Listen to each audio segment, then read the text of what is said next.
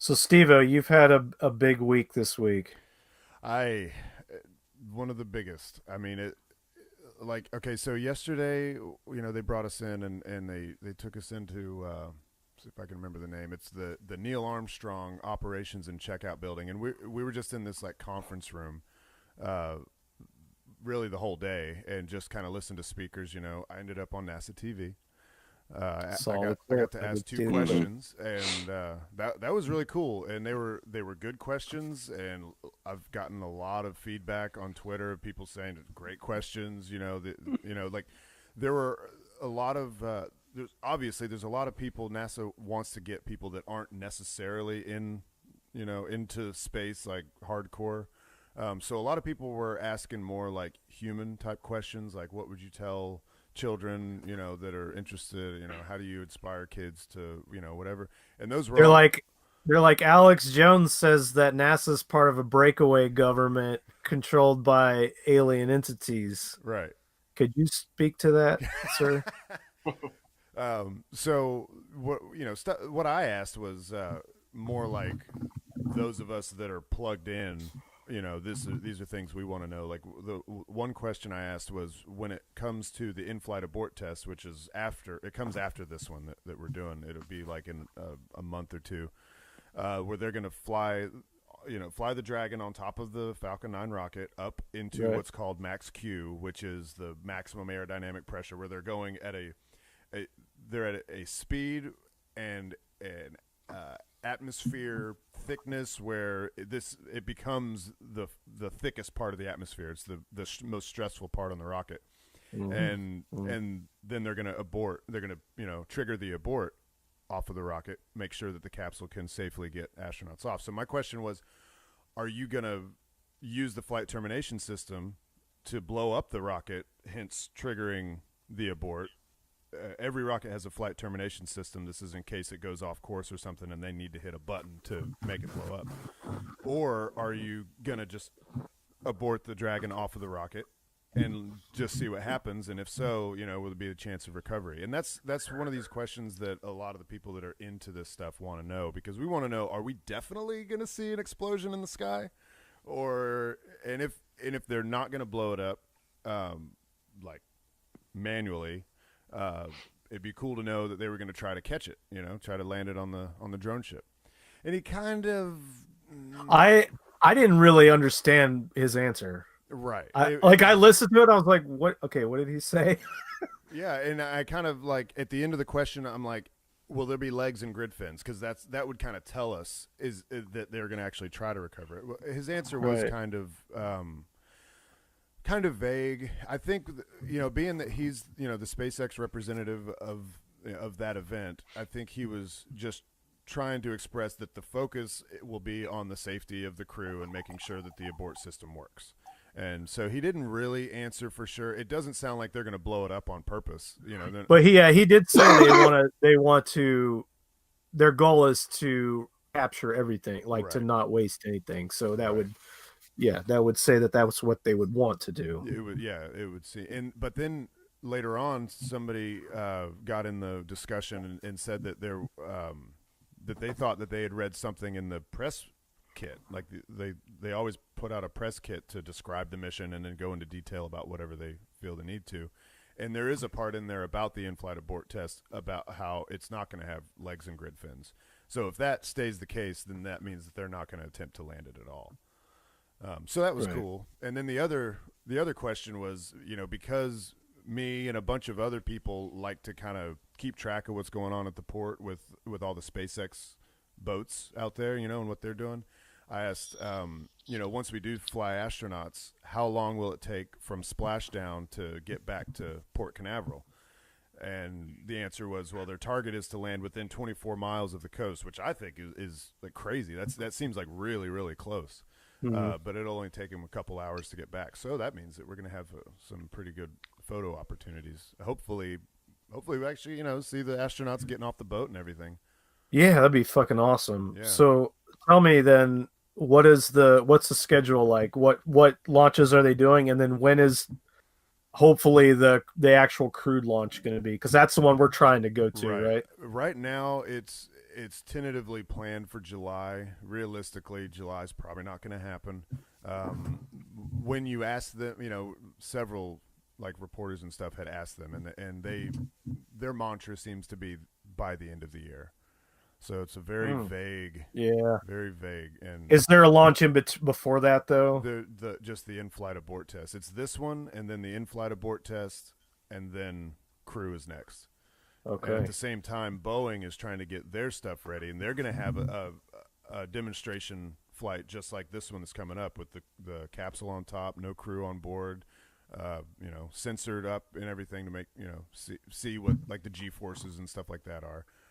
And they'll go through the same thing, except they don't have to do an in-flight abort test. The only reason SpaceX has to do this in-flight abort test is because when they were first spelling out their plan for getting ready for this, that was just something SpaceX decided to put in there. Like a lot of the milestones in there, each company kind of set for themselves. And NASA had their own, I'm sure, but the in-flight abort test was something that SpaceX just volunteered for, basically, which I think is really important because hopefully you never get to see that system in use, but it sure is nice to know that it works, If something goes wrong, then the capsule goes off. Right, pops off. It becomes just the capsule and the trunk. Actually, I'll share the screen so you can see. I know you probably saw these photos. These are some photos that I took earlier today. We were out at the pad 39A, which is the same pad that they launched people to the moon and also launched most of the space shuttle missions from. Steve-O, that looks so gorgeously. I mean, Shut up. You know what it was? I think it was an autocorrect thing because it also didn't say up, because I meant to say she looks so gorgeous up there, and I think maybe I didn't put a space in there or something, and iPhone thought that I was trying to say gorgeously.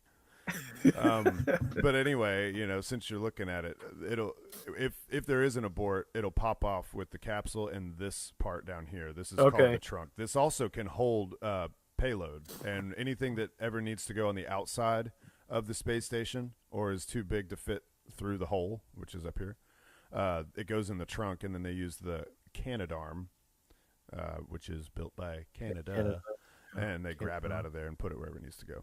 So how many people can fit in the tip, in the mushroom tip of the rocket? How many people can fit? It's designed to be able to carry 7, but NASA has said that they're only going to use up to 4 seats. So, it'll probably only ever carry up to 4, unless they do start getting into kind of the tourism game, and then millionaires and billionaires can. The other seats are for extra ramen. They put the Space ramen seat in there and they just strap it in. Everybody's favorite space food, ramen. So I don't know. I know some of y'all will be awake, but I want to stress that this webcast for this launch might really be the one to watch. They've already said that they put a lot of effort into the upcoming webcast, and it's going to be really cool. They got cameras inside the capsule and one from Ripley's perspective. Like, I'm assuming it's inside her mask. By the way, the name of the mannequin inside the capsule is Ripley, and that is an Alien reference. Yeah. Yeah. So it's a girl, which I'm sure, Steve-O, that's a secret code that the aliens are sending us in NASA. They're throwing it in your face, Steve-O. They're throwing it in your face. They think you're stupid. They tell you right out in the open, and that's part of their satanic, Luciferian spell casting. The thing is that if they really want the power, they have to tell you about it up front. To get the real power, they have to tell you aliens. Slow down, man. You're all over the place. You're all over the place. Yeah, now take a let me breather, make sure man. I know what you're saying. Take a They're McConaughey. killing the babies. I'll take it, McConaughey. Babies, Dave. I'll drink to that. Murdering the Oh babies. my god. Yeah. So today, clearly we got to go out to the pad. That was, to me, the coolest part of the whole thing. they showed us some really awesome stuff. But going out to 39A, actually being able to get out of the bus, that was just fucking awesome. Because I've gone by it. You guys have gone by it on the tour, and it's really neat to be able to see it. But you got just like a half a second, and then like you really don't have much time because as you get closer to the pad, you're also closer to the fence, and then the fence is in your shot, and so you can't really get a good shot. But they let us get out, and we were able to kind of walk around and get our shots for like a half hour or so, and man, it was just cool. I got to use that big ass lens I rented, 600 millimeter. Ooh, it was so tight. It's very powerful. Yeah, So much power. And it actually made a few belches while we were there. I heard it. Do the rocket? I heard it go at one point, which is which unexpected to me because it's not fueled right now. It could just be that as it stands up there and it gets hotter outside, the air expands inside the tanks and it has to release it from time to time. But that's kind of cool. It's like this is a live rocket. This thing is taking care of itself right now. And they gave us a little tour of the of Veggie, which like a great reporter, I don't know what it stands for, but it's the lab where they're experimenting with the best ways to grow food in space and the best way to get the most out of it. One of the people that spoke to us made the point that they have a control on the ground that's grown in normal situation, and they know what they can get. That's what a control is for anyone that doesn't know. In a scientific experiment, your control is the thing that you're doing that is known. Like if I put the lettuce seed in this kind of dirt and give it this much water and these nutrients, it will come out like this. And then we have the actual experiment, and they're trying to get it to match what the control is, but so far it doesn't come out quite as like plump, whatever, fruit or vegetable, whatever it is. It doesn't come out quite as good as the normal one, the control, but they're getting there. They've improved quite a bit, and this is all going to help. We talk about going to Mars and stuff. These are things that have to be tackled before we go anywhere. We have to figure out how to grow the food because you can't take it all with you. It's a lot easier to take a sack full of seeds than it is to take 100 heads of lettuce. I'd love to try some space lettuce. You know what I'm saying? I was really hoping they would let us do that. I was hoping that Let us touch on the lettuce. I wanted to eat some space lettuce.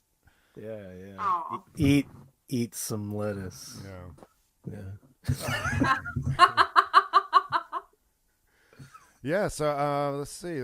We got to tour the VAB. We didn't get to go on the roof, but it was fucking awesome going inside there, man. It is just monstrous, and they say that it has its own weather inside. It can rain.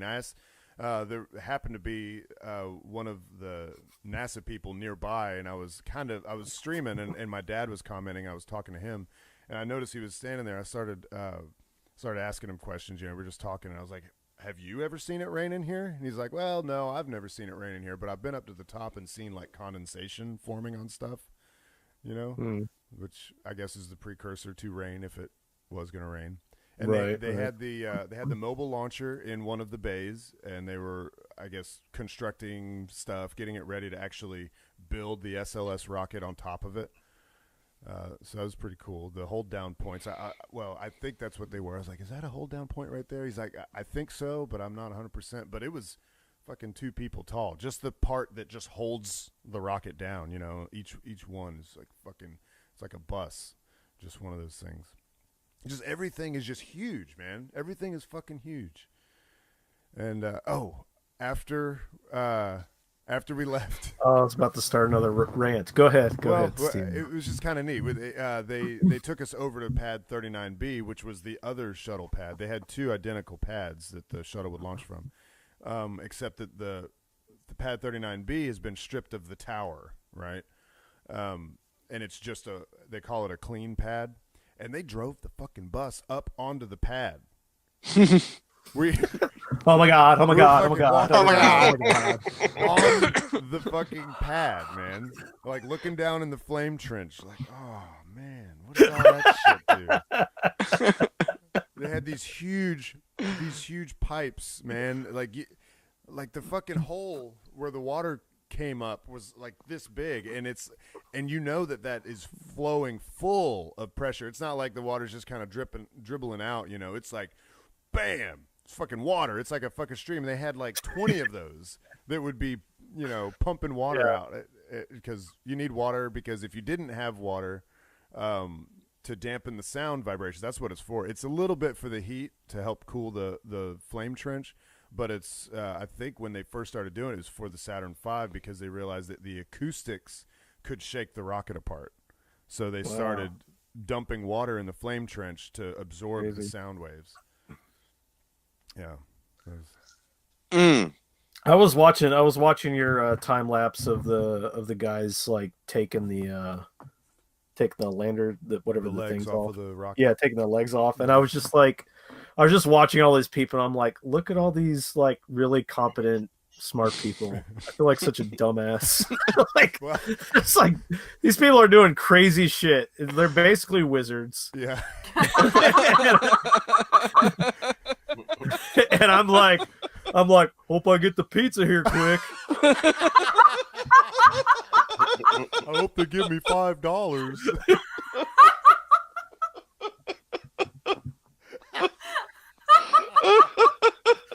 I hope my dinosaur isn't hidden by the thumbnail videos. Well, Steve-O, I think I speak for all of us when I say we are so proud of you. Yeah, totally. Absolutely. For finally getting to get close up on your passion and be able to share it with other people. He's getting way more attention on Twitter too. Just since I've been on Twitter, I'm seeing it like the impression you're getting is way bigger. Yeah, Mm-hmm. yeah. I've actually made a lot more Twitter friends during this whole thing than actual friends. Like, I've buddied up with a few people, but like some of them, their wife and kids are here, so when it's over, they're going to go to them, or one guy lives over in Tampa, so it's like I've met some people and talked to people, got some advice on some things and all this kind of stuff, but not like friends. But on Twitter, it's been way more, like. Just kind of chatting with people on there, Mm-hmm. Gained like 150 followers in the last week. Yeah, that's awesome. Yeah, that's awesome. Yeah, most of them. That's really cool, man. Off. You kind of assume some of them will probably fall off. Right now there's a lot of excitement about this, and I am so surprised. I mean, I don't know if anybody is a casual observer of this. Yeah, I would agree with Nathan on that. If they're going to follow, they're specifically following you for this, and they're not bots. Yeah. Of course, we were at NASA all day, so of course they're all excited. But to watch the press briefing a week ago, and then to hear the NASA officials, and even fucking Jim Bridenstine was there. He's the NASA administrator. Came and talked to us, and they're all just so.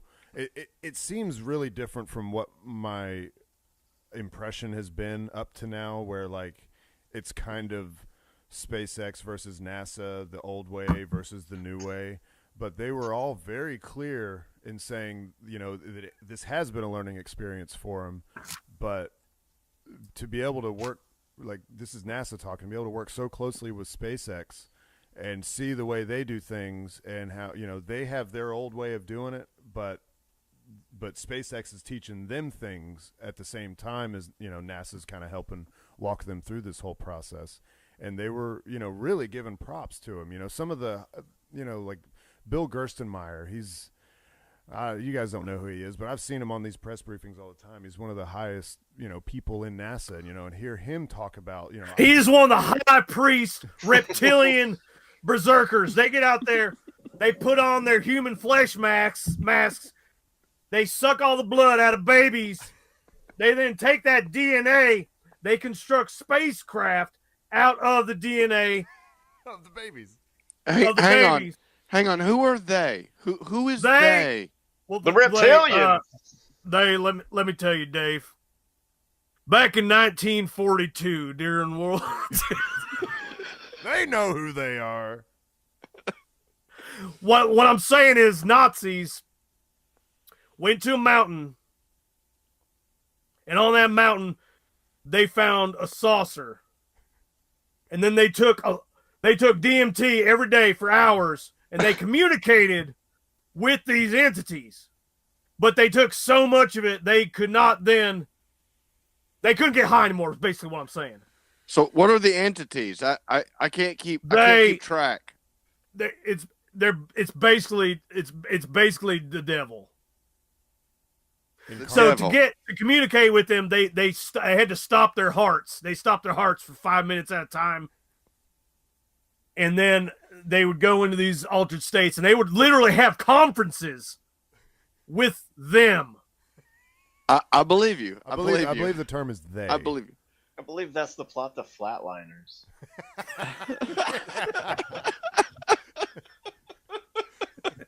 Kiefer Sutherland was there. That's right. Yeah, Keith Sutherland was it? Kiefer's he's a high priest in the Illuminati. High priest. High priest. Yeah. Where'd you hear this? Sorry, what were you saying? Well, you know, I mean, I basically got it out, but I do want to, I do want to point out how it's being done now versus how it used to be done, because this is part of the commercial crew program that NASA started when they knew that the space shuttle was going to be retired. So this has been going for like 8 or 9 years now, and so they have paid a fixed price to SpaceX to develop this, obviously with their help, and it was like $2.4 billion, right, to develop the system. Whereas before, what NASA would do is, since they were the only ones that really knew how to do this, they would design the rockets and spacecraft and everything, and then they would find a contractor like Boeing or Lockheed Martin or something and give them the plans and say, you build this exactly. And so you've got, you know, taxpayers are paying for the development time for NASA to do it, and then they're also paying for what's called a cost plus contract, where the contractor tells NASA how much this is going to cost, and even if they go over, NASA pays whatever it costs them to build this system, whatever it is, plus a percentage.